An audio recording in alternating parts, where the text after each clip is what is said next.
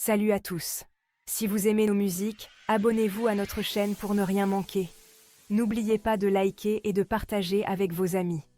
Votre soutien nous motive énormément et nous encourage à publier encore plus de super morceaux pour vous.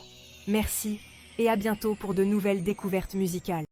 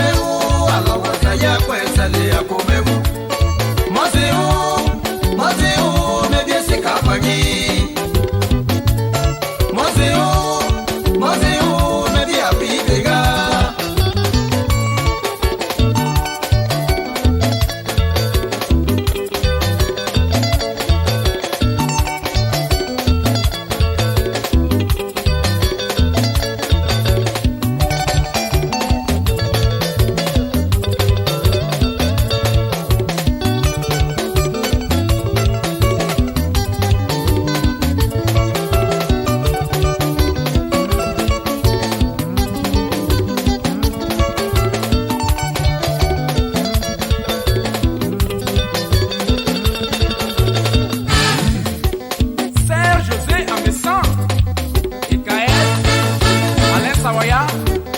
Écoutez ça depuis Paris. Iwa Kesra, c'est comme ça. Iwa Kesra, c'est comme ça. Iwa Kesra, c'est comme ça. C'est comme ça, c'est comme ça. Iwa Kesra, c'est comme ça. Iwa Kesra, c'est comme ça. Iwa Kesra, c'est comme ça. C'est comme ça, c'est comme ça. Écoutez ça, Bédan Henri, Rou Akou Servère et Akafou Léonard. Robin Ange, la belle ivoirienne. Est-ce que vous m'écoutez? Ou soit Apo Charlotte, on dit quoi?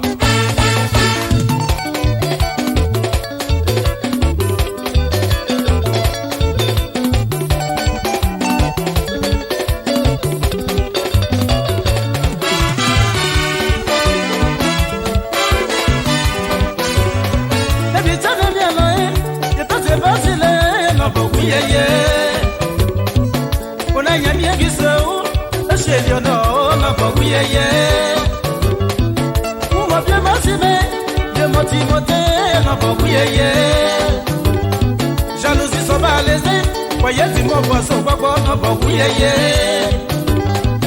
Abou a se baiser, laissez pas de dire, non, beaucoup yé.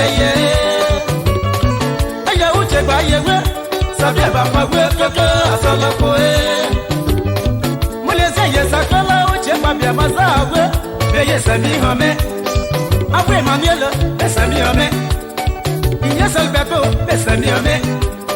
India Bossoloi, Yamelewi, Akab Dominique, Bessamiame, Pame Passé en français, Bessamiame, Négligale, à boire beaucoup, à boire sauva l'été, pas sauva l'été, oui, Koji Pome Yeti, Babalome, Babalome, Babalome, Babalome, Media Babalome, Babalome, Babalome, Babalome, Media Babalome.